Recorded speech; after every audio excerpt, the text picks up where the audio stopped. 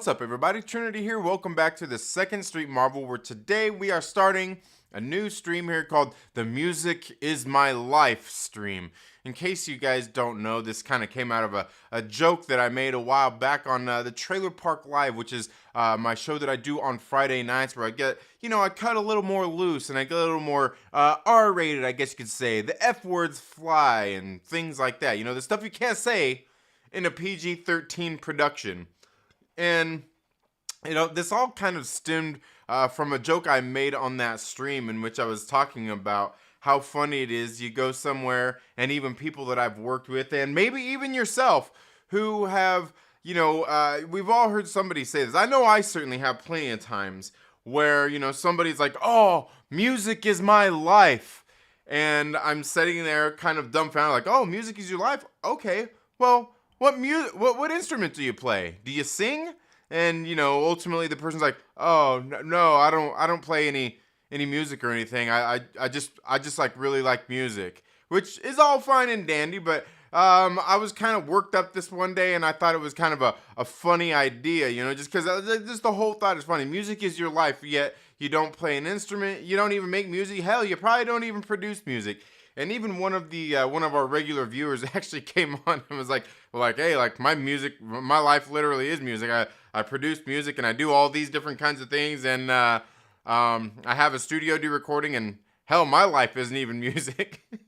And so it was just kind of a fun time. And it really kind of made me laugh as I was making this joke about music is my life, bro.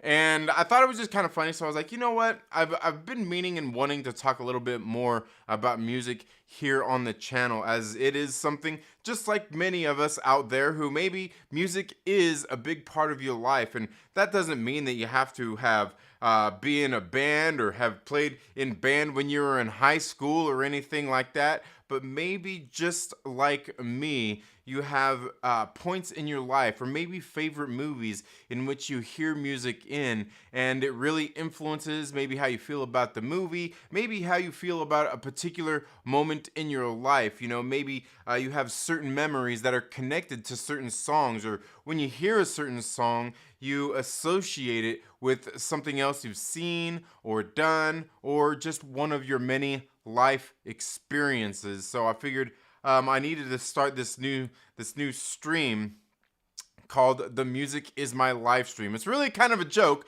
but it's also kind of serious at the same time. And what we'll do is we're going to sit here and we'll talk about some of the music that has kind of affected and shaped our lives. And I'd like to know from you, what is your favorite genre of music? Is there a particular genre in general?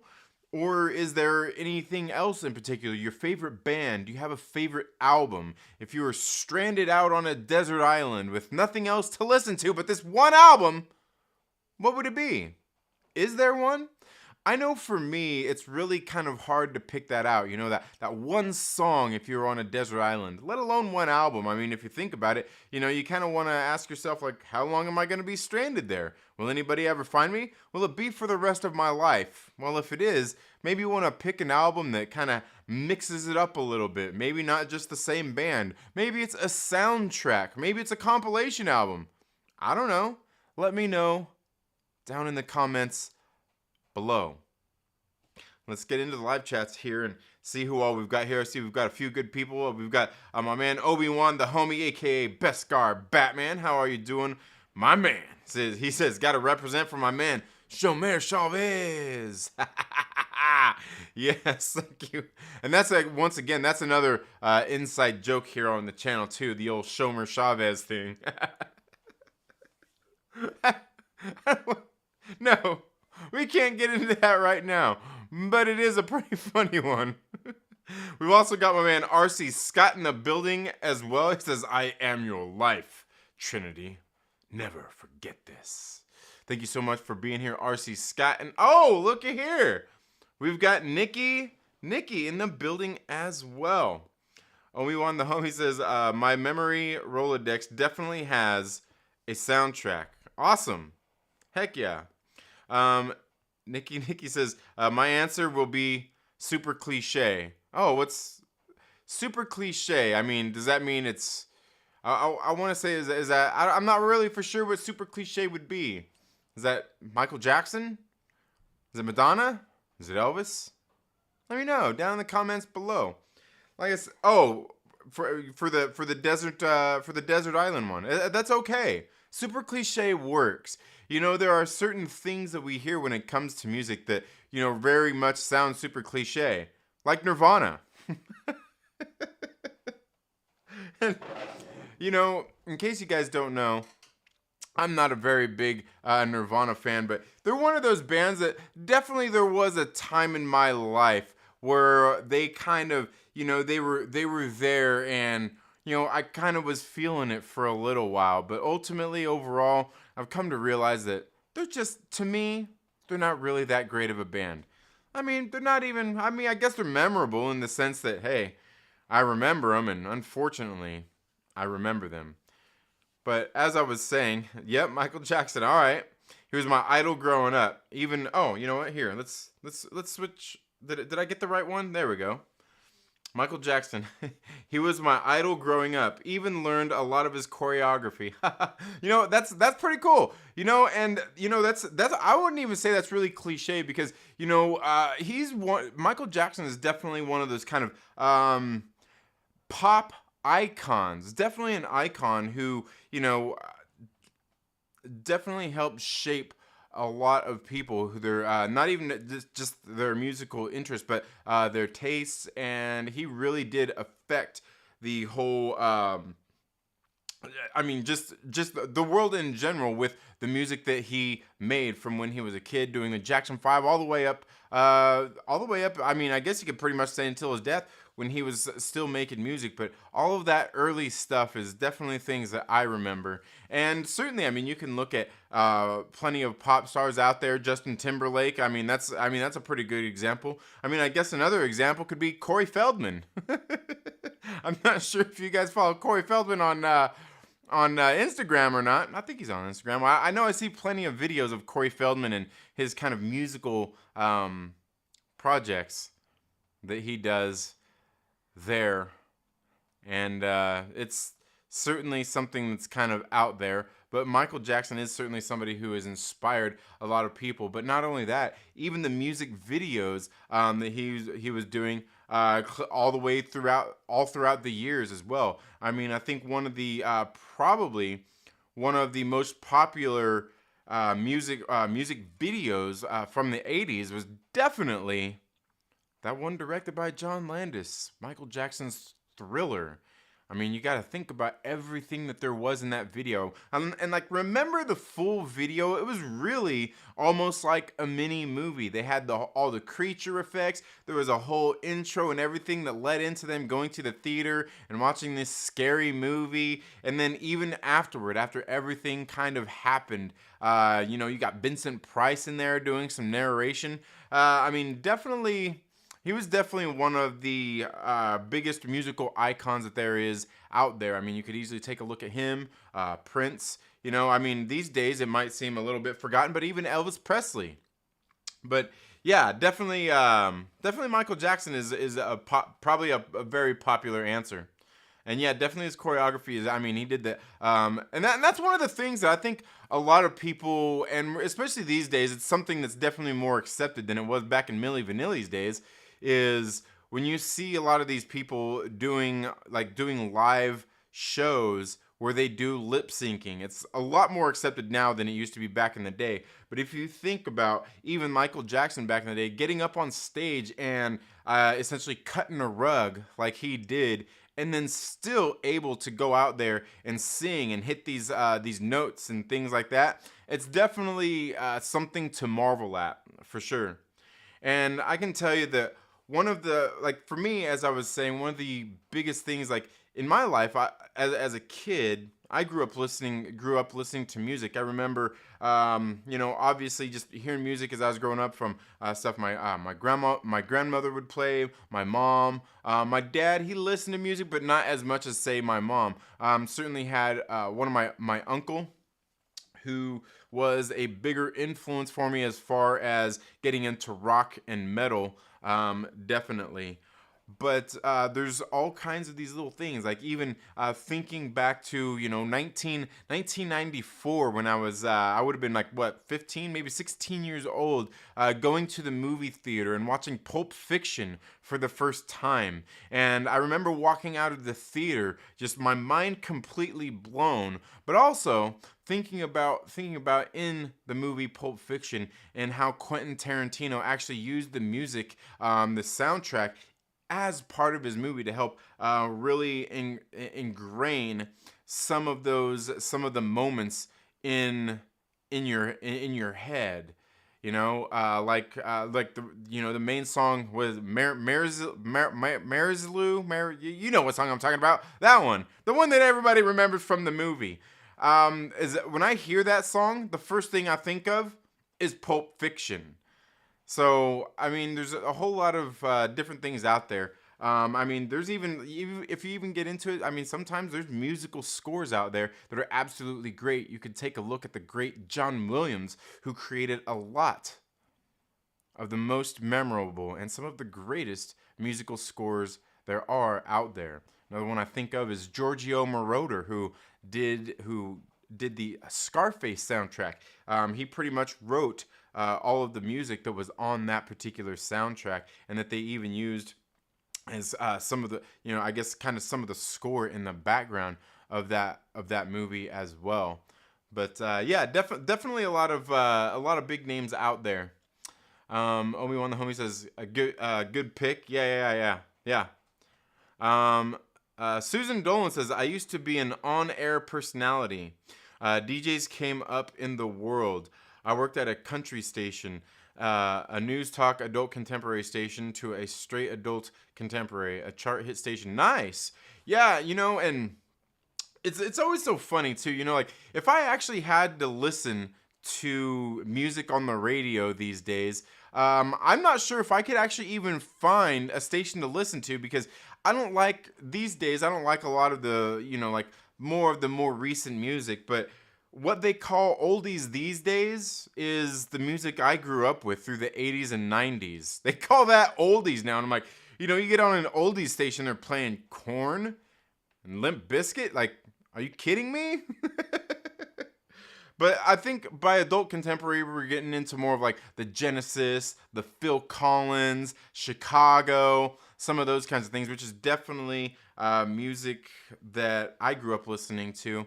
And as I was saying, growing up, for me, some of my earliest memories growing up were every Saturday morning we would wake up, and oftentimes to maybe a mess, because Saturdays were cleaning days. We'd wake up, my mom would, have all of our junk, maybe thrown in front of our bedroom door.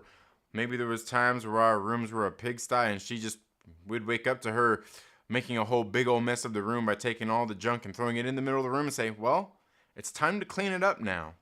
And throughout the day, as we were cleaning, mostly the morning, we would be listening. She would have music playing.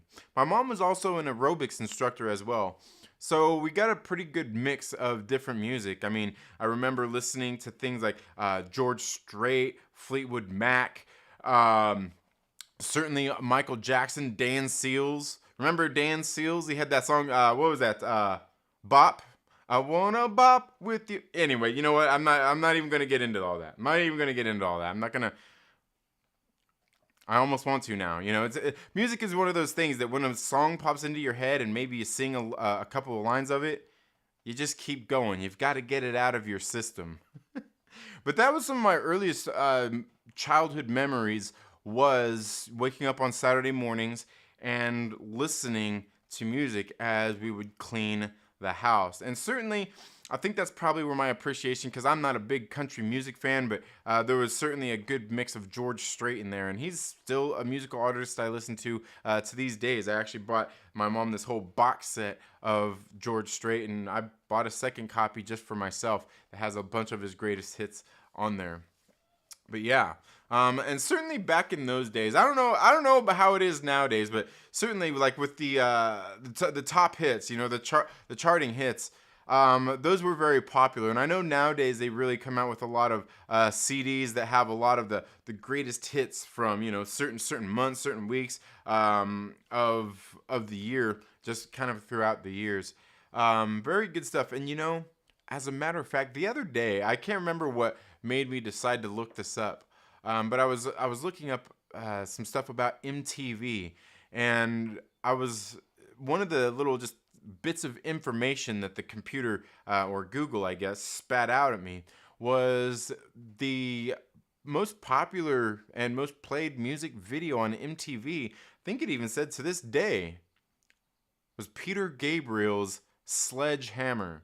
And that's one that I definitely remember, that unique style and everything it had to the video, as well as being a kid. I remember seeing that video a lot when I was growing up. And I mean, Peter Gabriel is a great singer anyway, but then, you know, that particular song is one that, you know, thinking of the video and everything that was kind of going, like, you know, just at the time, and even to this day, you go watch that music video, it's a pretty badass video, you know, and it's a good song.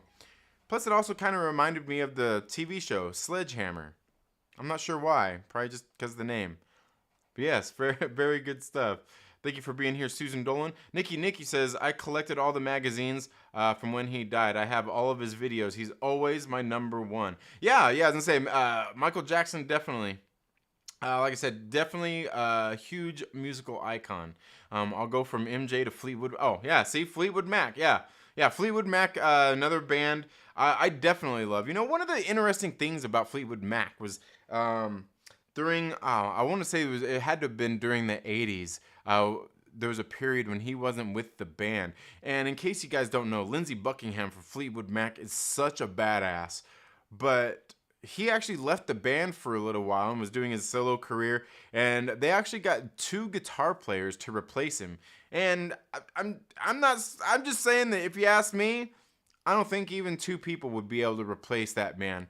One of my favorite things is if you ever listen to Fleetwood Mac's The Dance, and it was their live, it was like a reunion tour that they had done, and it's one that you definitely gotta watch the music video of. Watch it, or just the video. You can find it here on YouTube, but it is called Big Love, and Big Love is obviously a song that they had a music video for and everything. But if you go watch that version that he does when he was there with Fleetwood Mac on the Dance album, and he comes out there, and they've got other versions on it on YouTube as well, but he comes out there and he's playing the guitar, and he's playing, it's just all solo, it's all acoustic. He's sitting there singing, playing, and if you go watch it, just the pure badassery that you see in that video, every single time I hear it, I get goosebumps. And even my tears, my eyes will start to well up with tears a little bit, because it's one of those songs that's just so moving. It's so captivating, especially if you watch that live performance as he's sitting there. And I'm not sure how many people here know how to play guitar. I don't even know how to play guitar, but I definitely know that it takes a lot of skill. But if you see what he's doing throughout that whole song, he has, I'm not sure what they call it, but it's this little clip-on that goes onto the neck of the guitar, and it's basically bridging at a certain note.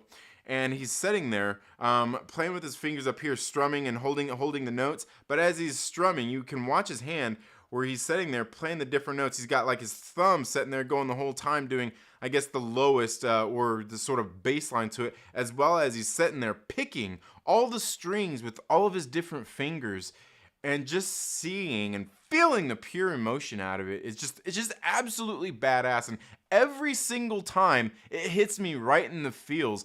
I don't think there's ever a time where I've listened to that and watched that where I haven't got the goosebumps, where my tears haven't welled up, because it's just that moving.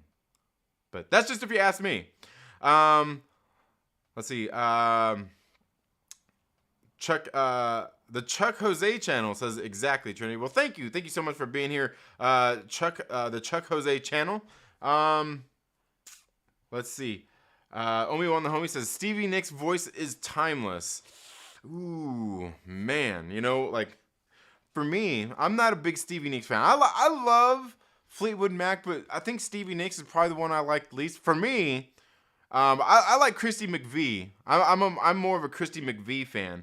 And I absolutely love her voice. For me, I mean, I'm not saying she's terrible, but to me, like Stevie Nicks is almost, it's more like the like the fingernails on chalkboard thing. For me.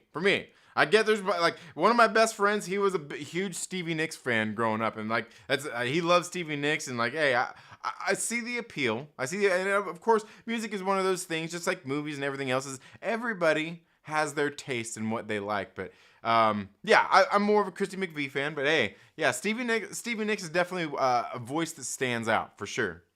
The Sledgehammer Chicks are iconic. Oh, I think you're thinking of, oh no. You're thinking of Robert Palmer. Are you thinking of Robert Palmer with when they had all the guitar chicks on there that they all look like they were probably the same girl cloned? I think you might be thinking of Robert Palmer. And that's one I was actually thinking about the other day was Robert Palmer. Like whatever, I'm not sure what happened to him, but like like he was one of those big ones back in the day too. All the videos you would see the chicks coming out there with their hair slicked back and the really pale look and the red lipstick and just jamming on the guitars. Yeah, definitely another staple of the 80s for sure. Susan Dolan says, oldies are 50s and 60s, music sometimes 70s. Yeah. Most of everything else is adult contemporary. Old rock tunes, Beatles, classic Stones, etc. are considered classic rock. Yeah. Yes. I will never forget after the Beatles broke up and the long and Winding Road was nominated for a Grammy, and seeing Paul McCartney singing it while playing a piano, it's permanently implanted in my mind. Yes. And that's one of the cool things about the music is exactly that. There's these little moments in time that you'll never forget. And like I said, for me growing up, I mean, I think the biggest thing was, those Saturday mornings, just waking up, listening to music. But that reminds me, just like the whole Freddie Mercury thing, I think so many people think of that performance from Live Aid. Live Aid, and like they even put that in the movie as well. Yeah, as well.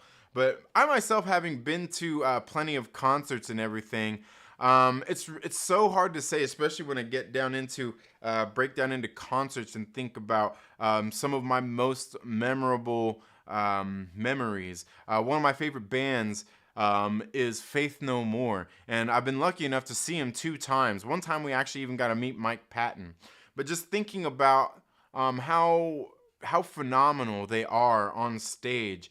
But then this one particular time that I seen him, the first time I ever actually seen him, was in the late 90s, and it was 2 of my favorite bands. And it was like the weirdest show, and there was only the 2 bands, and it was Limp Bizkit opening for Faith No More. And just the kind of night it was and everything, it's one of those things that I will forever, remember how the night was. But I think one of the most intense bands that I've ever seen live, and I've seen plenty of metal bands, but was the Deftones. I remember the Deftones when they came out on stage, and it would have been on the Around the Fur tour. Man, they just came out just hammering it, and I swear, just like the whole time, it was just like they were just going the whole time, like Engine Number 9, just like straight to it, and it was badass. Oh, he wants to say, you're right. It was Robert Palmer. Yeah. It was funny because I was trying to think of it the other day. I'm like, what was the guy? Robert Palmer. Yeah, and Robert Palmer was one of those guys too. Like all his music always seemed to have that kind of that smooth groove to it. Jason from Polyhedral Paradise, thank you so much for being here. Says this stream touches splits me in my no spot. Oh man, thank you so much for being here, Jason. I hope you're doing well. But yeah, and I think it's so funny because I was thinking about this the other day. It's actually a video that I want to do it because I've been meaning to do more reviews here on the channel of different albums, just kind of talking about the album itself and things like that. But for me, it's so funny how music is so inspirational, And when I think about it, there's some things, and I don't want to talk about them right now. I'd probably ruin the video. That how they motivate me and get me into a zone, right? In particular, when I am working out, when I'm going for a bike ride, or just kind of doing anything else, listening to certain things that kind of get me in the zone. When I'm out on a bike ride, something that's motivating and really makes me push and dig down and do better. And it's so weird because it's not like I am really, I may not even be doing better, but I feel like I'm able to go faster, harder, and longer just by having the right music in. And I know a lot of times when I'm out riding, one of the hardest things, especially to keep your energy through a 90-minute, 2-hour, 3-hour long ride, is you can't burn yourself out. And I find that for myself, a lot of the music, especially metal music that I absolutely love, sometimes it almost makes me burn out in a sense. And I've found that some of the best music for me when I go riding is actually like rap and hip hop. Just because a lot of it, not that any of it's never fast, but a lot of it, especially the music I like, just has a rhythm and a beat to it that I can really get in sync with. But then there's other things that I listen to, like getting into like Devin Townsend, the Devin Townsend Project, the Devin Townsend Band, and all of the different variations of his name and projects that he's done throughout the years. Strapping Young Lad, one of his other projects, his earlier projects, definitely one that's, I can't quite do it too because it's a more faster type of metal. But there's certainly music that I listen to that even to this day seems to make me soar a little bit higher, if you will. We got Renee Ramon in the building. Thank you so much for being here. Renee says, one of my favorite bands of all time is Huey Lewis and the News. My wife offered to buy me tickets to see them in like 2018 through 2019. I said maybe next year, then they stopped because of his hearing loss. Oh, man. Yeah, and that's one of those ones, like, especially a band like Huey Lewis and the News, you definitely have to take advantage of when you get the chance to, as a lot of these great rockers are aging out to the point where they may not be touring anymore, and to me, sometimes to a point where they're aged out to a point where I don't know that I necessarily even want to see them anymore. Because I can remember back when Motley Crue went on their last tour. One of my buddies, he's like, hey man, I'm gonna go. I'm getting ready to get tickets for this Motley Crue. It's their last tour ever. You want to go? And I'm like, I love Motley Crue to death, man. They were like one of the first real rock bands that I listened to, and I say rock. I mean, they were more like like the hair rock, glam rock more than anything. But when he asked me that, I'm like, no, like I just don't want to, and not for nothing. I mean, hey, I just don't want to see Fat Vince Neil out there looking like a sausage on stage. And it's not even about his weight, but it's about him being able to sing. But the time that I want to see Motley Crue would be like circa 1984, maybe 1985, back when they were all junked out and strung out and drinking, and it was just a whole bunch of debauchery. That's the Motley Crue that I want to see. I think for some bands in particular, there was that perfect window to see them, and I think for me, Motley Crue, it was definitely before the '90s era that I wanted to see them, and like I said, definitely kind of the early to mid '80s that I would have loved to have seen them. I would have actually loved to have seen them even back in like 1982, back when they were still back in the Too Fast for Love days, before Shout at the Devil ever even came out. Those were the days that that I long for, that I yearn for. Like, because to me, that music reminds me so much of my childhood, and even to this day, Motley Crue is one of my favorite bands to listen to. But yeah, Huey Lewis and the News, definitely another one of those bands that I really do like. I think the first couple albums were the ones I really liked. Sports, and then the other one was 4. Definitely some good tracks on there. And they've had other plenty of other albums and things like that. I mean, Remember he even did that movie, and he did that song with who was with that? I want to say it was like, who was it singing on that movie? Duets with him. Oh man, I can't even remember. But yeah, yeah. You know, another one I really like is Billy Joel. I think Billy Joel, probably even to this day, would probably be absolutely great to see live and in concert.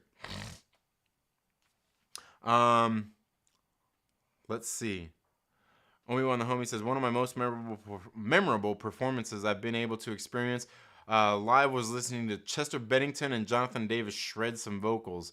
Yeah, definitely, you know, and that would have that'd be a hell of a concert to see, especially nowadays with Chester Bennington not with us any longer. But those were definitely a couple of bands that probably did plenty of touring together, as they were definitely some of the bigger bands, along with like Limp Bizkit, and I'm not really sure I can really count Deftones in there, because like as much as they're new metal, they're almost not either. Like they almost carved out a little niche of their own. It's almost like more, man, I hate to, it almost seems a little more artsy, but yeah, there were definitely some bands that probably toured a lot together, and I think they probably did Family Values. I'm sure Linkin Park would have been on the Family Values tour as well. Mike Porter, my man. Mike Porter, keep an eye on the mail, buddy. Says, I didn't expect you to stream. I saw Tom Petty 6 months before he died. Oh, man. Yes, that's definitely one for the old memory bank for sure. You know, I got, like, you know, speaking of which, like, obviously, you know, we all know the Dimebag Darrell, how he met his demise. I was actually lucky enough to see them back in the late 90s as well, and they're one of those bands I wish I would have got to see a lot more than I did, because Pantera is one of my favorite bands in the world. Definitely, and they were another band that, like, to me, I think, you know, as much as rock and metal were really starting to become as big as they were coming out of the 80s and into the 90s, through the early 90s, the landscape really started to change, as does music anyway. The landscape always seems to change every so often. But certainly there was a time there in the early 90s when everything was transitioning, going from the whole glam metal scene being so mainstream to the point where it got oversaturated when you get into thinking about all of the like the hair bands and just how ridiculous it all got, to things really started to change. As I was talking about earlier, Nirvana, that's when the whole grunge movement came around. But to me, I think in those early 90s, during that time, Pantera was the band. If you ask me, they were the band to strike back, if you will, and really solidify the fact that metal wasn't gonna die out. Certainly you had other bands out there like Metallica, Slayer, and you know, just a bunch of other bands like that as well that were out there doing that. You know, at that point, you know, Metallica had almost become a household name. Many would say they had sold out by that point. You know, I know one of my good friends growing up, he's like, oh, you could hear him selling out when they were playing And Justice for All. You know, he was like, by that point, they were already sold out, and, you know, by the Black Album. And it's not that he didn't like it, but he knew. Excuse me. At that point, things were different. And he didn't like it as much. Not that he didn't like it, but it was just like, like they kind of had sold out at that point. But Pantera really came out and made it big in a time when there was this kind of slow transition starting to happen. You know, at that time, metal wasn't necessarily a cool thing to like. And then, because I remember when I was in, I think it would have been 7th grade. That's, you know, I was really big into Motley Crue and all that stuff back then too. Motley Crue, Metallica. But that the whole change started to happen with, you know, like the whole grunge movement starting to come in. And Pantera just came out and flipped the script and just like, no, we're not quite done yet. We're not quite done yet. Absolutely great stuff. Star Wars MCU-OG, thank you so much for being here. I hope all's going well with you. It's a party now. Mike and OG in the house. Yeah. Jason says, yeah, some bands are just a... Ooh, it skipped on me. Some bands are just a time and a place kind of band. I'm not sure I could handle seeing a band when they have stayed too long. Yeah, absolutely. Paul Giamatti was in that, wasn't he? Was in... Man, I've been flapping my gums for too long. What was he in? In which one? He was in which one? All us Myrtle Maniacs has got to get together to see the Backstreet Boys. You know what?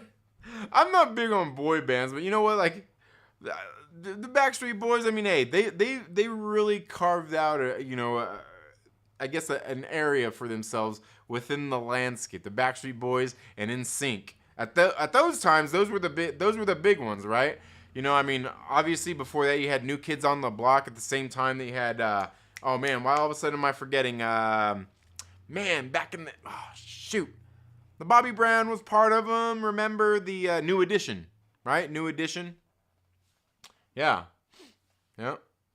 I've seen Billy Joel 2 times. Nice, dude. That's okay. It was Gwyneth Paltrow. I thought it was. Yeah, duets. But yeah, Billy Joel, man, that'd be great, man. The Piano Man. He's got some absolutely great songs, man, that I love, man. I love, like, there's a lot of Billy Joel songs. And you know what? Hall & Oates, man. I always loved Hall & Oates too. I remember a few years ago, I went back to, I was like, you know what? I need to get me some Hall & Oates songs, you know, kind of put together like a best of, you know, kind of, you know, just like a playlist or something.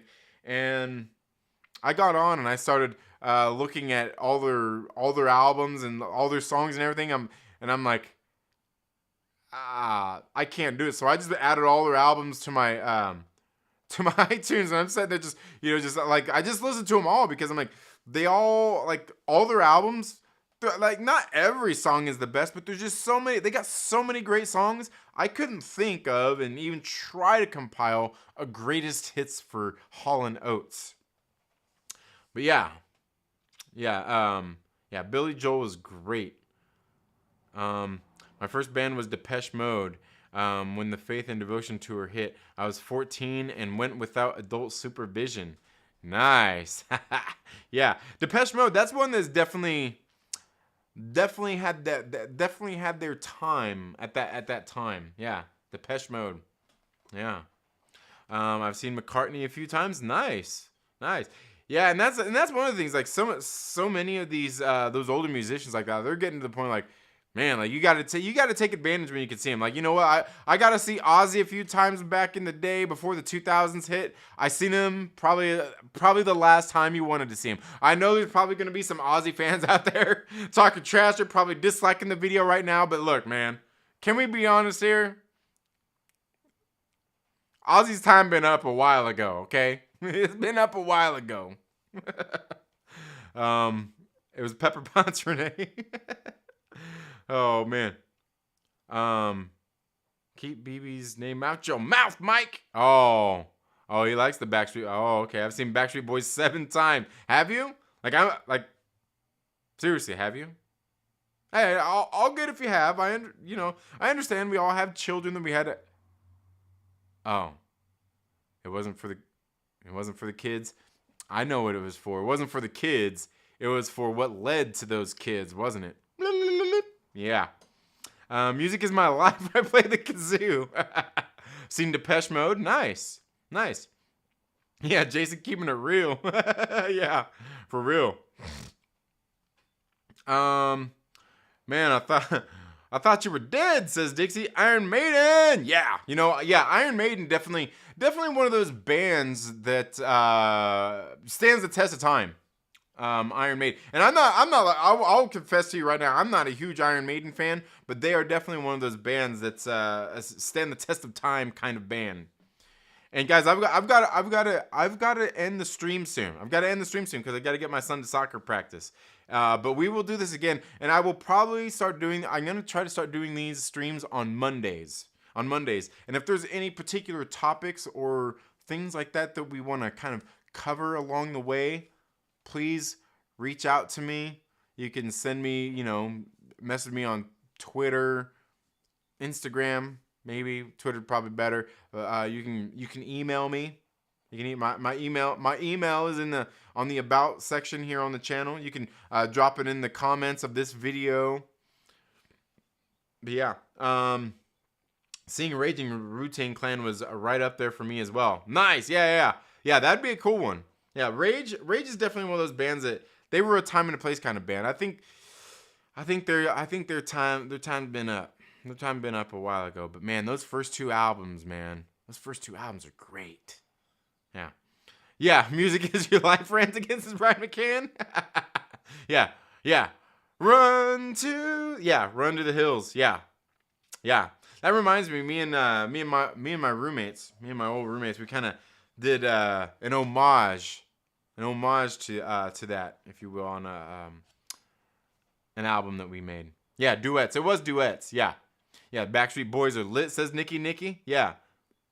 New edition. Yeah, Renee Ramon knows. New edition. I go to a lot of different concerts, from The Offspring to Maroon 5, from Jimmy Buffett to Janet Jackson. Janet Jackson would be a cool one to see too, man.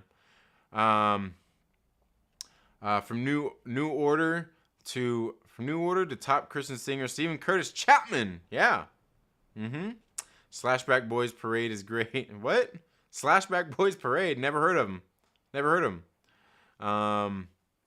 Dixie says Al Hurt, the greatest trumpetist of all time. Okay, I'll take your word for that. I have no clue. You got me there. Yeah.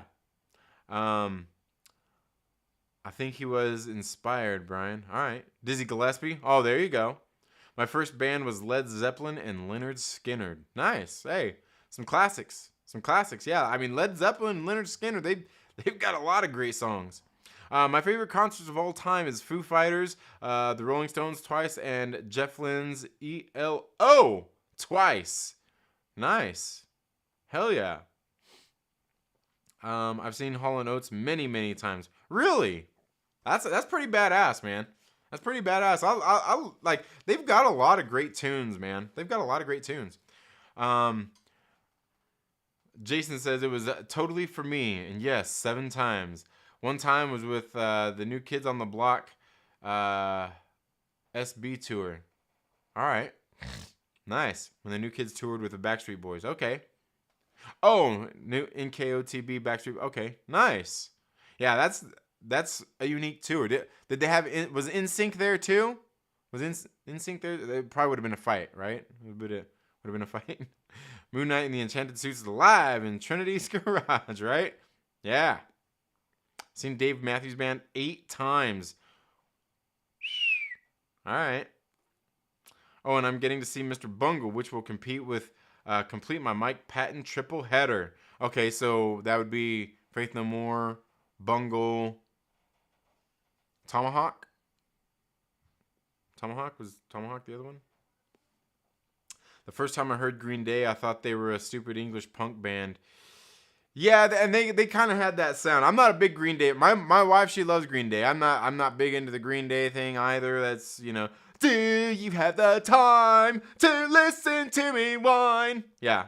So I could see how that was, like The Offspring. Like Mike brought that up too. Like The Offspring, there's one of those bands that, did that whole pop punk thing that I can stand. Like I like The Offspring.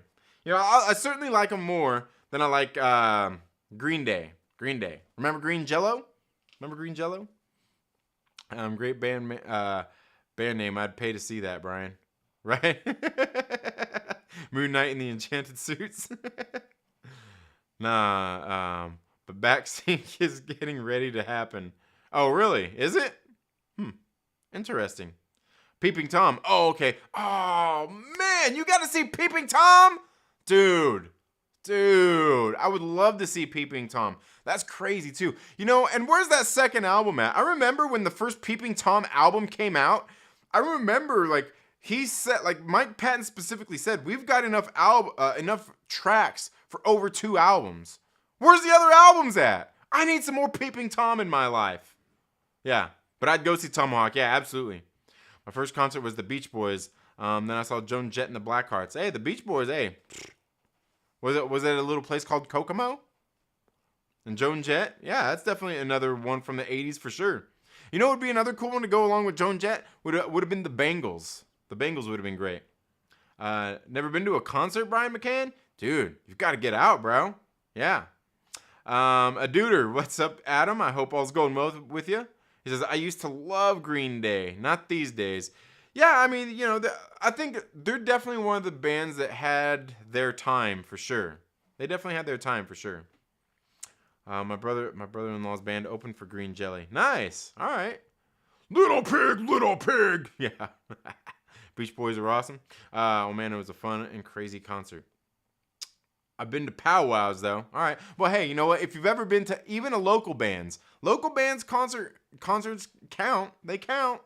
You know, I think my first live concert was some local bands, and some of them were actually, you know, some of my friends. So yeah, at the time they weren't my friends quite yet. Like I was friends with their friends, and you know, and then we kind of met at that point, and that's yeah. I used to go with my family to see the Oldies concert. Nice, hell yeah. All right, I'm still waiting for that second album. Yeah. I'm waiting for like 2 and 3, man. I need more Peeping Tom albums. Walk this lonely road, in this road I walk alone. Are you singing some White Snake? White Snake is good too. I like White Snake too. Yeah, David Coverdale, and remember, who was the model chick that was in all their videos? Man, she was gorgeous too. Remember? My first concert was Parliament Funkadelic. That's pretty cool. A duder says my first concert was Michael Jackson. Nice, dude. That's pretty badass. When was that? That's pretty badass. Green Day was better back in the day for sure. Yeah. Back when they were still young and hungry. Yeah, we'd be walking like Egyptians then, Trinity. Yes, I'd definitely walk like an Egyptian for sure. I would. It's going to a festival count as concerts. Yeah. Saw Stevie Nicks, special guest Tom Petty as a surprise at Bonnaroo. Nice. Yeah, festivals definitely count. I'm not as big into like the big festival style concerts like you see Pantera having here. You know that show right there. They were playing. You know, they had multiple bands are outside, and like I just don't like the whole big outside setting thing. I like the smaller venues. To me, here in LA, the perfect venue that we used to have was the House of Blues on Sunset. They've since demolished it and everything. It's no longer around. I think it's probably been repurposed. I don't think they demolished it, but around here, the House of Blues, man, that used to be on Sunset was the best. After that, I would say Key Club was another great one. And the Whiskey is great, but that place is damn small, man. The Whiskey at Go-Go is friggin' small. I don't mind new Weezer. Yeah, Weezer's one of those good ones. Yeah, Tanya Katang. Yeah, there you go. Tanya Katang. Yeah. That was Green Day, Trinity. Oh, Green Day. Oh, what did I say? Green Day. Oh, okay. Yeah. Saw a local band called Judge Parker. I dated the bass player's daughter. Hey, look out for his daughter though. Look out for Judge Parker's daughter. It was in 1988 on the Bad Tour, dude. That's frick, man. Adam, that's a time to see him, bro. Right there on the Bad Tour. Yeah, I was only 7, but I still have a memory of Michael dressed as a werewolf from Thriller. Nice, hell yeah. Judge Parker and the Hangman. All right. House of Blues and Key Club are legendary. Yeah, the Key Club is actually where they filmed The Night at the Roxbury. In case you didn't know, it was the Roxbury. But guys, I've got to bring this stream to an end. Again, thank you all so much for being here today. Make sure you like this stream. Share it out with your friends. Tell them to come hang out. We're probably going to start doing these on Mondays. These Music is My live streams. If you guys have any bands, topics, or anything like that you want to talk about during those streams, please get a hold of me. Leave a comment on this live stream. You can send me a message. However you can get a hold of me. There's plenty of ways. But guys, I want to thank you all so much for being here today. You all have a very good day. Again, thank you all so much for being here. Thank you for all your support, and we'll see you in the next video or live stream. Later.